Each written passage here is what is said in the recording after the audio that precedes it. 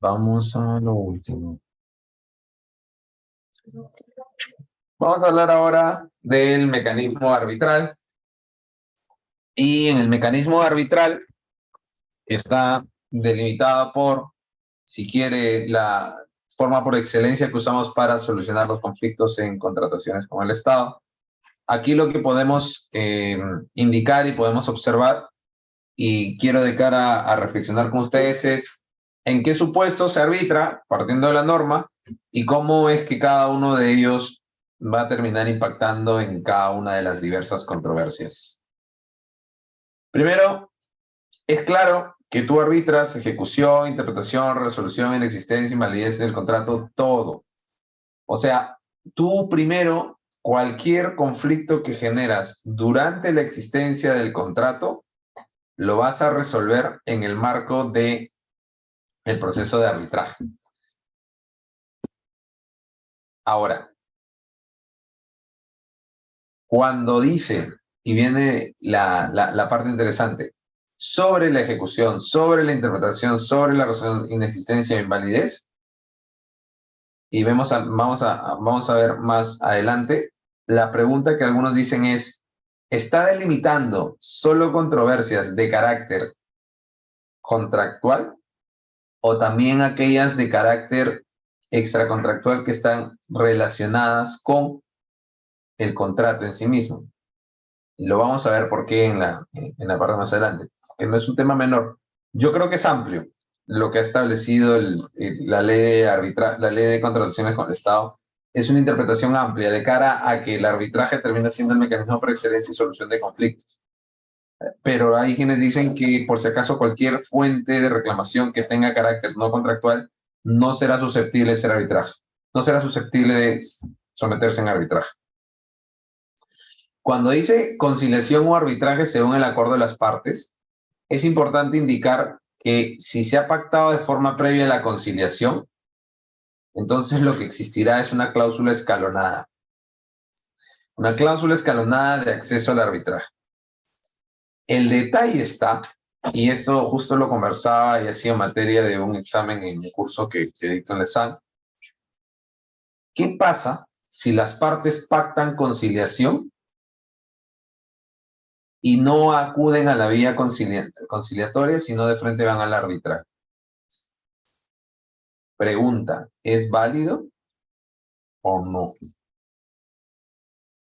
A diferencia del Poder Judicial, el incumplimiento de la vía de la conciliación como requisito previo a la controversia no lo tiene la ley. Entonces, ¿qué pasa si las partes han pactado un requisito previo y no lo cumplen? Su fuerza vinculante es el contrato, no la ley, a diferencia de los procesos judiciales. Y acá hay dos posiciones que se han establecido a nivel jurisprudencial, más que todo internacional, y también a nivel interno lo he visto en algún caso.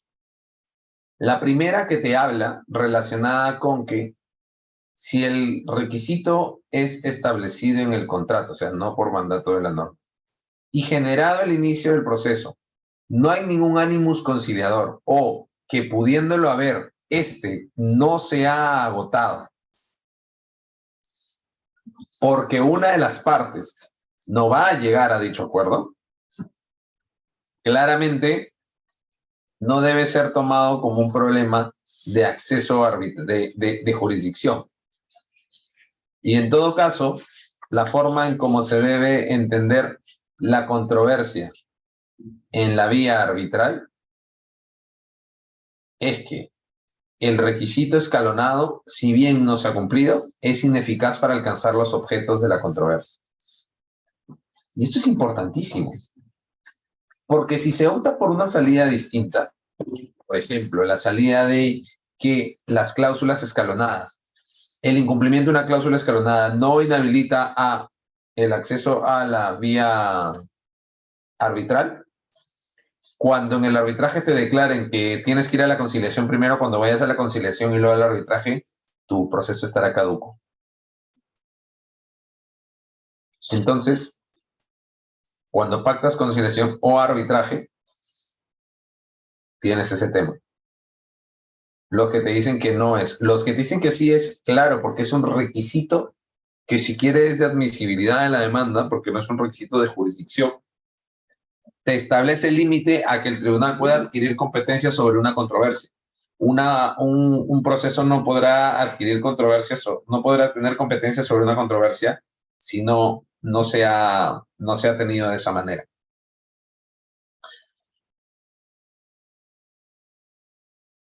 La segunda parte, que va que en el reglamento se define los supuestos del arbitraje ad hoc. Una vez tuve una discusión con alguien netamente doctrinaria, no tenía efectos en la práctica, y es si una limitación de acceso o de tipo de proceso podía estar en el reglamento. En fin, siempre es bueno a veces discutir un rato sobre cada una de las normas, pero porque acá no te dice por qué te excluye el ad hoc. Pero en fin, no es mayor materia de debate y digamos, para lo que nos queda de la clase, no tiene sentido empezar a discutir sobre ello. Lo que sí es, y me ha tocado ver un caso, ¿qué pasa si yo me equivoco e inicio un arbitraje ad hoc en vez de uno institucional? Si le curso la solicitud de arbitraje a mi parte contraria, en vez de dirigirlo al centro, en un contrato en el cual no hay institución, o sea, te sea libre de elegir a la institución que quiera. Entonces el ad hoc no se instala y yo luego me voy a la institución y digo, pero por si acaso mi solicitud de arbitraje fue la que le presenté el día 1. La entidad, obviamente, o el contratista, dependiendo de quién sea, automáticamente dirá, no, es la que has presentado ante la institución, porque el arbitraje tenía que ser institucional. Y ahí tuve un debate sobre en qué momento inicia el proceso. Si lo que había era un reencauzamiento o no, o lo que había era un incumplimiento de la cláusula arbitral en sí, por mandato de la norma. Y entró esta discusión sobre la relación de normas y todo lo demás, incluso. Para darle solamente las dos posiciones y no dejarle ahí ustedes que tomen cuál era la que hubieran elegido, es una era que sí, que sí se inició. Y la posición era que la ley de arbitraje establece que los procesos arbitrales inicien con la solicitud. Que la solicitud haya sido cursada de manera indebida, que de manera indebida a una parte no quiere decir que el proceso no se haya iniciado de cara a lo que significa el conflicto arbitral, porque lo que se ha sucedido es que la otra parte ya sabe que esta controversia se somete a un arbitraje. La institucionalización es la derivación de la controversia a la institución porque los tribunales arbitrales no adquieren competencia por los centros, adquieren competencia por la esencia del órgano en sí mismo. Entonces son independientes y son diferentes. Posición 1, antes de entrar. Posición 2. Efectivamente, que diga que la solicitud de arbitraje tiene que ser formulada conforme, o sea, inicia el proceso con una solicitud de arbitraje, no quiere decir que en caso hay un mandato de la norma señalando que sea institucional en estos casos, no se deba cumplir. Les estoy contando el debate que se hizo. La respuesta de esa afirmación fue, sí, pero tú estás afirmando que la invalidez del pacto institucional, o sea, que no puede ser ad hoc, es por mandato del reglamento. Y la ley de arbitraje, que prima, obviamente ya tendrán que resolver, que prima sobre el reglamento, te dice que en los casos que el convenio no establezca institución es ad hoc. Y acá lo que pasó es el inicio de un proceso. La respuesta es sí, pero el reglamento y la ley dicen que en todo lo que sea norma especial sobre el arbitraje primará las normas de la ley de contrataciones. Ya empezaron a pelearse sobre ley versus reglamento. Cuando empezamos a pelear sobre ese tema. En fin, no le estoy diciendo mi posición porque el debate tuvo muchas más aristas, pero se resumía en ello. Porque la consecuencia era muy grave. Si tú decías que el arbitraje se inició mal, había caducidad de todas las pretensiones. Si se había iniciado bien, no la había. Entonces, ese fue el debate. Ya los dejo a ustedes que asumen la posición que crean más adecuada, o si defienden a algún cliente que les trae el muerto, defiendan el muerto como les traigan, pero ahí tienen. Miren, en el caso de los arbitrajes, he visto sin establecer ello, ya, ese problema de los arbitrajes de emergencia es un problema mucho más complejo que la única manera que se pone. Y lo voy a tratar de explicar de la manera más sencilla posible. Para mí fue un error de la norma decir que cuando, o sea, por querer controlar el ad hoc, ahora lo que pasó es que todos los secretarios ad hoc se abrieron 1000 centros. Entonces tenemos, creo que la última vez me dijo que teníamos casi 188 centros registrados en el Minjus de arbitraje. Y yo decía, es imposible que necesitemos, claro, abres el centro de Don Juanito de los Pepitos y ya eres centro, porque solo no tienes que tener secretario general, no tienes que tener reglamento, ni siquiera tienes página, no tienes nada y eres un centro. Viva la libre empresa. El problema no es eso. El problema es que relacionado con eso se generó un inconveniente y es, si tú dices que tú puedo acudir a cualquier institución arbitral donde los reglamentos son abiertos y uno de esos reglamentos tiene la facultad de poder usar árbitros de emergencia, la norma me lo habilitó. La norma dijo, vaya a buscar a quien usted quiera. Ah, bueno, voy a buscar a ver quién tiene árbitro de emergencia. ¿Cuál es el problema? Que si bien dice, y tú, alguien supone, no, porque en el convenio no está el arbitraje de emergencia. Sí, pero en la ley dice que se puede ir a cualquier centro. Y me voy a uno donde su reglamento dice que hay arbitraje de emergencia y no es regla como acá hay dos instituciones buenas y fuertes que tienen posición encontrada sobre el tema de arbitraje de emergencia. En el caso por ejemplo, las dos, como yo trabajo en Marc tomamos la posición de la Católica, a mí me parece que era la más correcta, pero no digo que la de la Cámara sea equivocada, pero quiero decirle a las dos grandes, que es la Cámara de Comercio y la Católica. Las dos tienen una cláusula encontrada en arbitrajes de emergencia. La Cámara de Comercio dice que el arbitraje de emergencia para casos con el Estado solo aplicará si se pacta. La Católica dice que aplica en todos los casos donde el centro sea el centro de arbitraje posteriores a su reglamento del 2017. Claramente son opuestos. O sea, tú vas acá y tienes arbitraje de emergencia. Tú vas acá, no lo tienes a la hora de pactado y usualmente no hay pacto sobre el tema. Entonces, a la pregunta de Miriam, he visto que sin establecerlo se da, sí, pero porque eso no está mal necesariamente. El problema está cuando lo que se ha permitido es de manera libre y proliferada a los centros hacer lo que les dé la gana.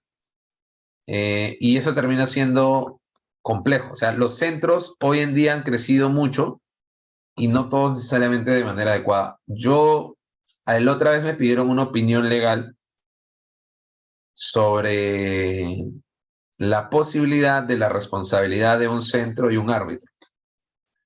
Y lo primero que dije es, pucha, me pones en un conflicto porque yo no quiero abrir la cajita de Pandora de las demandas contra árbitros. Y me dijo, y ya cuando me contó más o menos los datos, porque le dije, no, no me cuentes, si te igual al final no lo pude hacer, me pidió la opinión, pero le dije, yo sí lo demando, le dije. Sí, claramente. El convenio decía A y este árbitro en el centro B asume competencias, emite una cautelar, viola el decreto de urgencia 020-2020 y perjudica al Estado. Claramente. Incluso yo hasta más duro. Yo le dije, ya obviamente le dije, demándelo y yo automáticamente le meto una cautelar de embargo en sus bienes, en sus cuentas y todo por ese monto que él creía que está bien. O sea, y voy a mi reflexión que le decía al inicio, que uno esté revestido de este manto de que soy árbitro y de que si ser árbitro es lo más genial, o estoy revestido en el manto soy adjudicador, no es licencia para matar. O sea, se toma con la responsabilidad que el caso lo amerita. Saber cómo funcionan las normas, saber cuándo puedo actuar, saber qué tengo que decir, cómo decirlo, cuándo decirlo, porque estoy asumiendo una responsabilidad de administrar justicia. Lamentablemente creo que hoy se ha creído que administrar justicia es de una manera muy somera, como cualquiera lo puede hacer y no cualquiera puede ser árbitro. Creo que hay que capacitarse, hay que entrenarse y, y también hay que saber crecer en el tiempo. O sea, uno va viendo controversias conforme va creciendo en la experiencia y más. No se desesperen, no se aloquen y no crean que todo el objetivo es quiero ser árbitro, no, trae responsabilidades. y hay que saber enfrentarlos. Como medidas cautelares no quitan la garantía de conveniente. A ver, lo que pasa es que acá hay un problema relacionado con los arbitrajes de emergencia, y lo primero es la de fiel cumplimiento. O sea, si lo está haciendo hasta diría que es ilegal, pero puede ser ilegal de uno u otro lado. Me ha tocado un caso del otro lado. La norma es muy clara. Si la liquidación del contrato es con saldo favorable al contratista, se le devuelve su garantía. Si la entidad no se la quiere devolver, no me parece mal que en una cautelar obtenga que se la devuelva, porque la ley lo manda. Si hay saldo favorable al contratista y lo único que está discutiendo es cuánto se le debe, la entidad le tiene que devolver. Y los contratistas, en caso que no, lo que tienen que hacer es presentar todas sus facturas y pagos de las renovaciones para que la entidad las pague. Si la entidad quiere quedarse con su carta y a ustedes les empieza a generar problemas, hagan una estimación económica de los que genera ese límite crediticio en su historial, reclamen eso como indemnización y reclámenle todo el daño emergente generado por la renovación injusta. Si es que no se está discutiendo de nuevo quién le debe a quién, sino solamente cuánto le den al contratista, porque la norma es muy clara.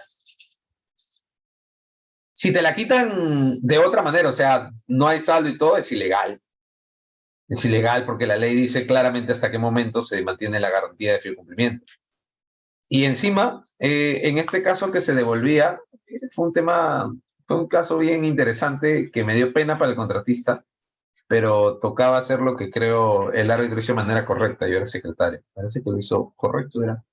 Decía, le pedían que le devuelva porque le tenían que devolverle. Y el árbitro dijo, bueno, te ordeno que la devuelva, pero como contracautela y en el mandato del 020-2020, te ordeno que me devuelvas mi carta fianza de fiel cumplimiento. Tienes que poner una contracautela por el monto mínimo del 10% del contrato. Y obviamente el contrato dijo, pero quiero que me devuelvan mi garantía para dejar de... La norma dice. Y algún árbitro de nuevo, yo he leído muchas y con el discrepo de algunos y todo. Primero, de algunas decisiones que puedo leer, lo que medio en broma le decía, ustedes no son el TC, o sea, ustedes son el control difuso, no es que la norma te parece inconstitucional, no es que la norma te parece equivocada. Lo que sucede es que en el caso en concreto hay una limitación, un derecho constitucional, y la pregunta es ¿cuál? Si tú me dices derecho al trabajo, no lo es. Entonces, si no me demuestras a mí como árbitro que hay una afectación constitucional en el momento en concreto, yo no puedo aplicar control difuso. Eso como dato en la aplicación. Algunos ya lo enfocan mejor y lo van con el acceso a la justicia. Y dicen, esto es una limitación de acceso a la justicia porque yo no puedo conseguir la carta. Si tú quieres que yo aplique control difuso como árbitro, por lo menos es el estándar que yo uso, y ahorita les voy a decir incluso cuál es el otro donde sí va a haber debate. Y lo tuve que conversar con un constitucionalista porque me daba... Igual es polémico la posición que adoptas ahí. Lo primero que dices es, oiga, tienes que demostrarme no solamente que afecta el derecho en abstracto, porque eso sería control concentrado del Tribunal Constitucional. Tienes que mostrarme que en tu caso eso te impide acceder a una cautelar. Y me dice, mira, en los bancos he pedido fianza y no me dan, ok, pasas el filtro de que no, o sea, de que efectivamente si yo te pongo esto es un impedimento de acceso a la justicia, que es una garantía constitucional. Por tanto, lo tengo. Paso al siguiente filtro. ¿Puedo aplicar control difuso? Y acá viene el debate. Si uno interpreta de manera literal el caso María Julia, que es el precedente sobre aplicación de control difuso en sede arbitral, María Julia es muy clara.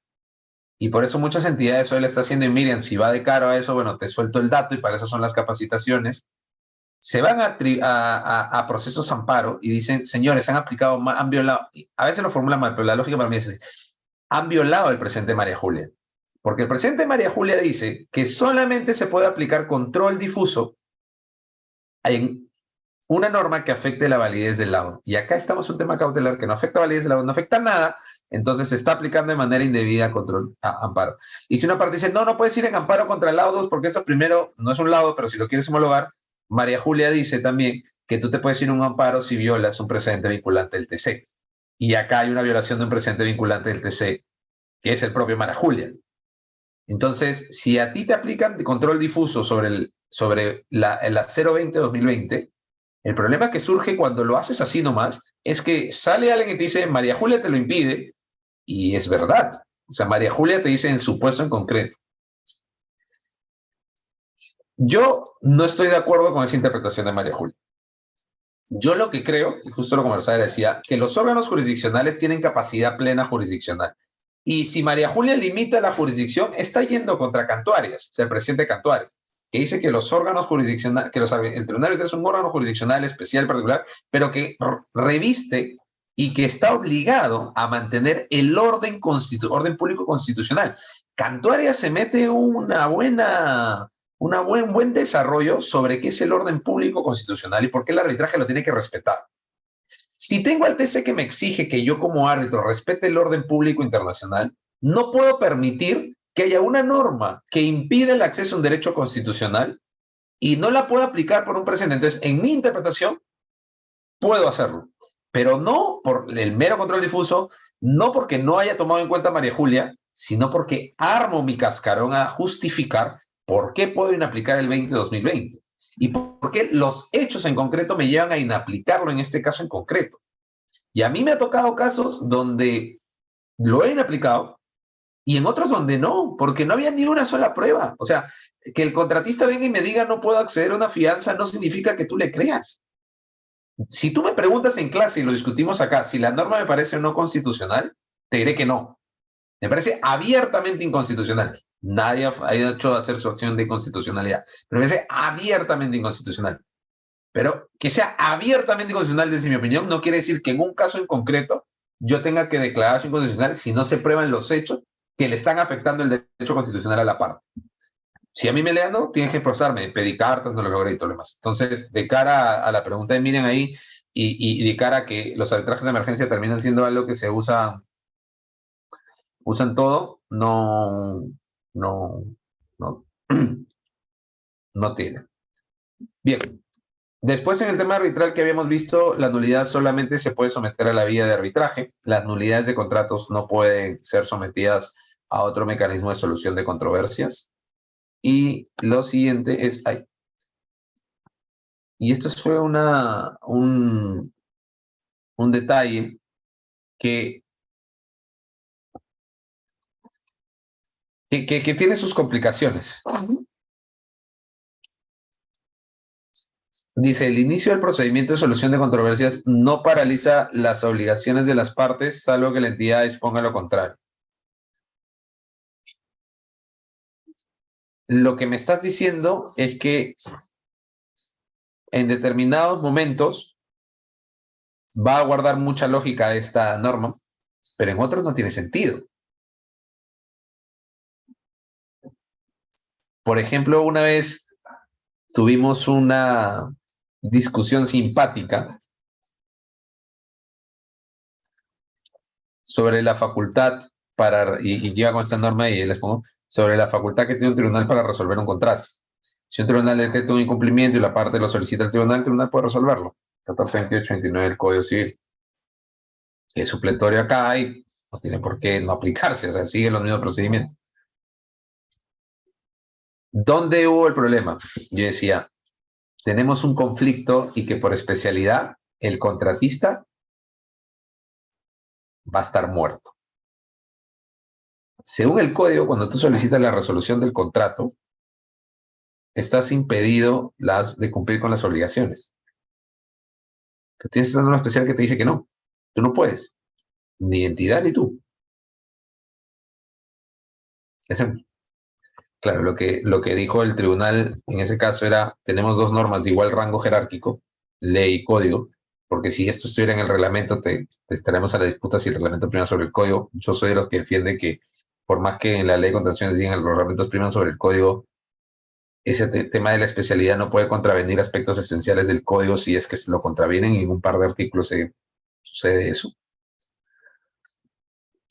Pero si no, tienes a dos artículos que se van a contraponer. En este caso, por especialidad, solucionas el tema. O, por ejemplo, o sea, vas a pedir al tribunal la resolución del contrato y dicen, no paralices, pero señores, les vengo a pedir a ustedes que resuelvan esto. pero no paralizo. No, porque la ley especial dice que no. ¿Qué podemos hacer? O, por ejemplo, la típica, le reclamas a la entidad las, la falta de pago. Y alguna vez haber hecho esas preguntas en la tele, pero digo, como, ¿cómo funciona cuando la norma no razona, no tiene? Dice, yo inicio el procedimiento por la falta de pago de mis valorizaciones. Y me acuerdo luego que también puedo suspender, pero ya inicié, entonces no puedo suspender el contrato porque no me pagan. O sea, la norma se ha puesto en una regla general que lo que busca y buscó atacar, y a eso voy porque para ahorita decir, oye, qué lógico que la norma diga, no, pero es que la norma atacó a unos contratistas vivos que a veces te pedían ampliaciones de plazo y decían, no, hasta que el tribunal no diga, yo no voy a seguir ejecutando. Y es como, no, pero ejecuta. No. Lamentablemente, o sea, a veces el legislador legisla a partir de los malos elementos, pero se olvida que hay aristas donde va a fallar su norma y va a tener problemas, ¿no? O sea, para mí, en el Perú, la presunción debería ser, se presume que todo se contrata de mala fe, porque la verdad no hay otra forma de entender cómo las normas sacan sus artículos de manera tan creativa. A mí me parece que el procedimiento de no paralizar las obligaciones, salvo que la entidad lo disponga, establece una carga totalmente asimétrica respecto de determinados casos. Sin embargo, cuando me pongo del otro lado, porque creo que siempre es importante defender las dos posiciones, encuentro argumentos interesantes. El primero es que cuando tú contratas con el Estado, si bien vas a satisfacer tu fin privado, que es la obtención de utilidades, te comprometes a desarrollar un fin público. Y ese fin público no debería parar. Entonces, si tú inicias una controversia porque yo te denegué en mi legítimo derecho algo, no puedes pretender dejar de ejecutar lo que debías. Si yo te hago retenciones por penalidades y tú las crees injustas, no debes dejar de ejecutar lo que estás ejecutando. Entonces, ahí empezamos a establecer la lógica también de la norma. O sea, quieren, parece una norma, yo no estoy de acuerdo, creo que no está bien redactada, pero tampoco es que diga que el legislador no tuvo un fin. Ahora, cuando no hay la expresión motivos, eso no dice, pero lo entiendo por ese lado. Lo entiendo por el lado relacionado con el cumplimiento de las obligaciones, por perseguir los fines públicos del contrato y alcanzar la finalidad. Sin embargo, no se pone en remedio. O sea, ¿qué termina sucediendo con la parte que en este caso siempre son los contratistas afectados? Dice, no paraliza las obligaciones de las partes. O sea, ¿qué pasa si yo estoy solicitando una ampliación por falta de entrega de terrenos y no me entregó? Ok, cierro, pero eso que podía ayudar a esta paralización, porque tampoco me entregó los trazos, tampoco me entregó las fórmulas, tampoco me entregó los bienes los materiales, en las fechas. De nuevo, a veces tener normas tan cerradas y la entidad nunca va a disponer lo contrario. Nunca he visto una entidad que diga sí, suspende. La única vez que he visto suspende, pero por eso ha sido porque los dos se resolvieron el contrato. Nunca lo he visto de otra manera. La famosa discusión sobre la decisión de aprobar o no aprobar los adicionales de obra, creo que es una discusión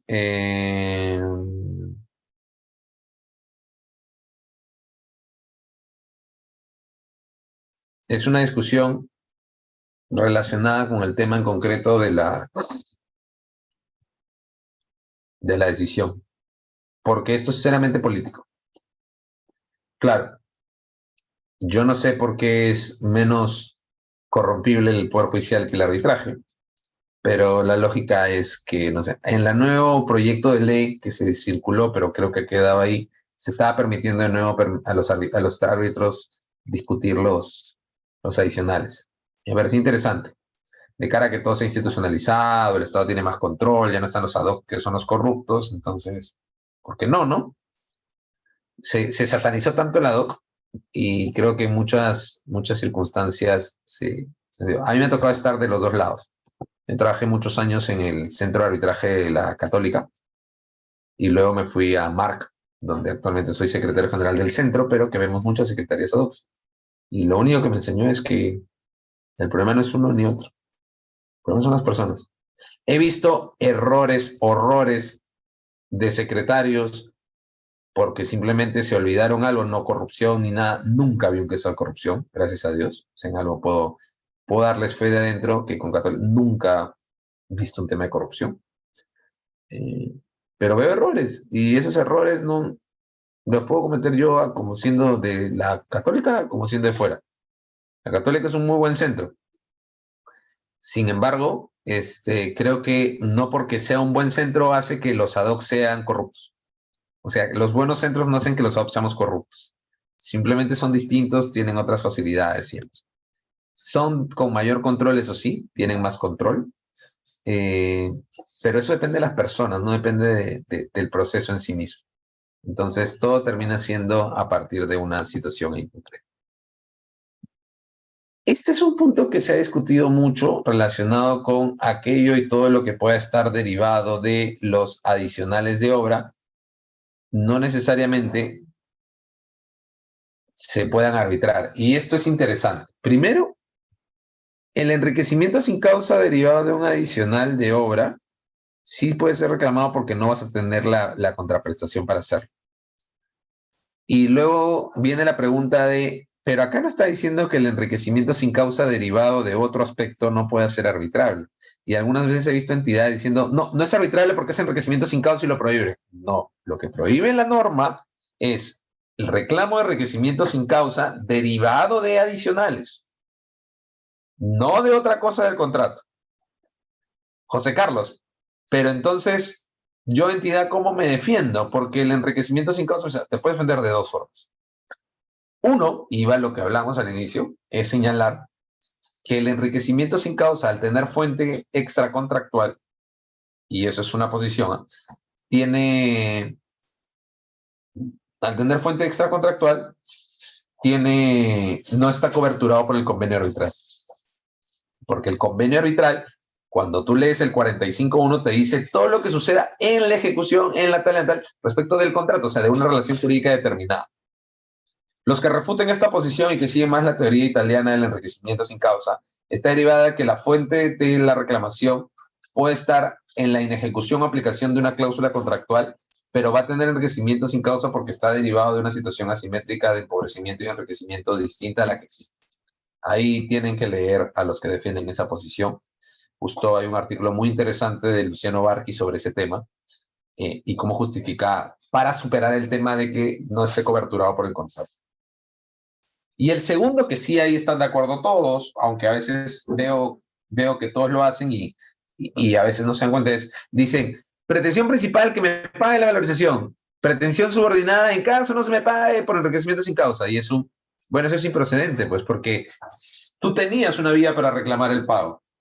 Si tu vía no te satisfacía, eso no quiere decir que no existía. El enriquecimiento solo aplica cuando no existe otra vía para poder reclamar el derecho que uno está solicitando. Típico ejemplo, el pago indebido. Yo no tengo otra forma de solicitar la restitución de lo que te he pagado de manera indebida. Te lo vía enriquecimiento sin causa.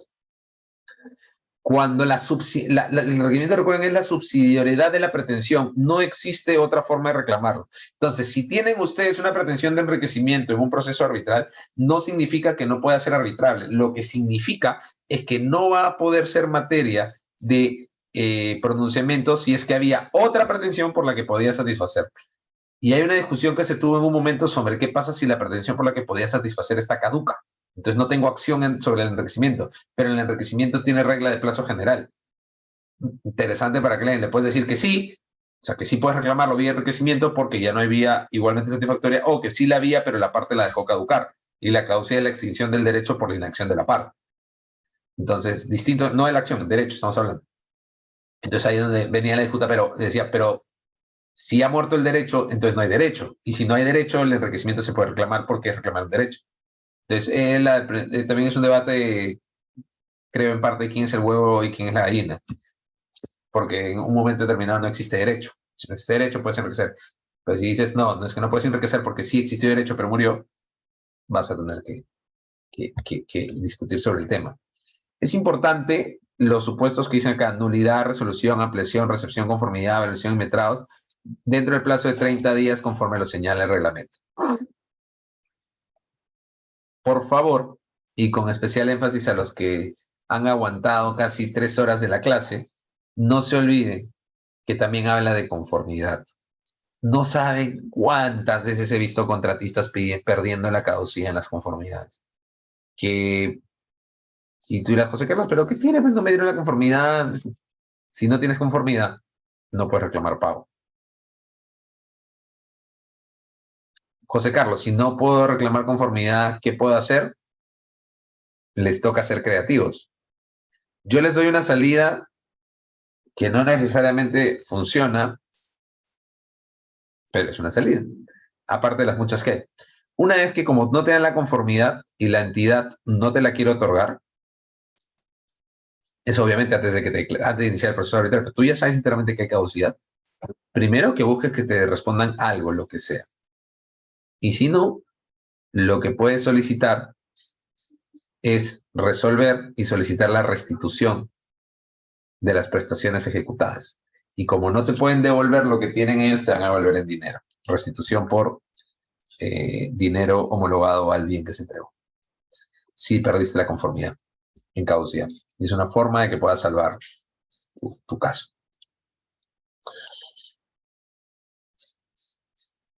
Ojo acá, que es supuestos en particular. No pueden extenderme ustedes caducidad a cualquier supuesto que no esté acá contemplado.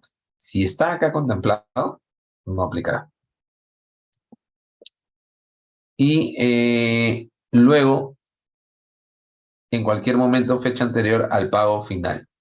Y es importante esto del pago final porque alguna vez habré discutido con alguien sobre la devolución de la fianza.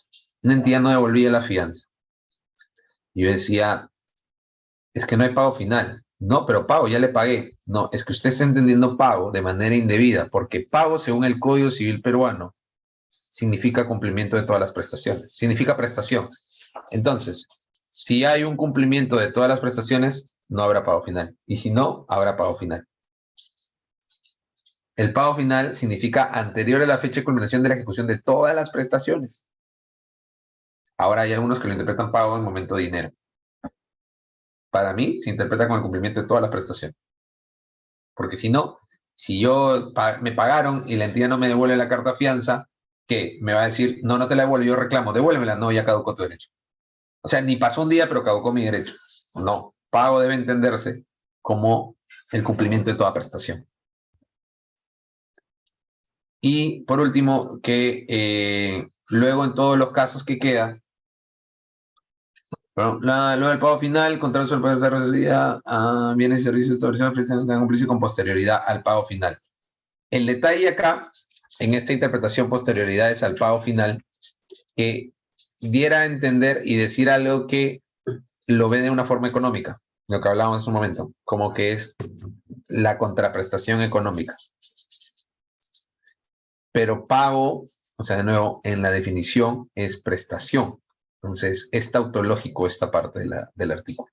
No tiene por qué decirlo, porque es obvio que no ha culminado. O sea, eso para mí eso no es. Luego el pago final la concede a las obligaciones precisas que deben cumplir con posterioridad. Entonces no hay pago final porque no ha culminado la ejecución de prestaciones. Pago entendiéndose en la definición de cumplimiento de prestación. El legislador ha querido verlo como pago. Medio de solución, 30 días igual. Y nada, les hago primero, si tienen alguna pregunta sobre el tema, la idea de hoy era poder dar determinadas pinceladas sobre cada uno de los mecanismos de solución de controversias. Y pese a ello, lo que sí les doy, por si alguno tiene alguna pregunta o un tema netamente académico, y lo voy a poner ahí, y de cara a solo los que se quedaron hasta ahorita, les dejo mi correo electrónico y mi celular para que me puedan formular cualquier pregunta, cualquier duda que tengan y gustoso de conversar, tomar un café si lo quieren y nada. No sé si tienen alguna pregunta, algo, Ana María, para que pregunten los chicos si tienen algo. Sí, sí, doctor. De momento no visualizo ninguna consulta a través del chat. No sé si algún participante desea formular oralmente alguna pregunta, por lo que podría levantar su mano y automáticamente le damos el pase para que lo formule.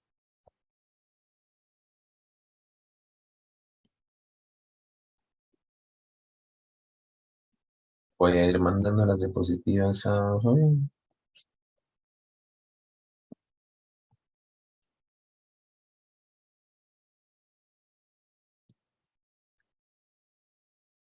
Sí, perfecto, doctor. De momento no visualizo que nadie haya levantado las manos, por lo que entiendo que No te todos hemos preocupes. quedado bastante claros y también por lo que hemos podido ver a lo largo de toda la sesión, las consultas han estado a la orden. Así que, eh, doctor, con ello pues estaríamos dando por finalizada la sesión.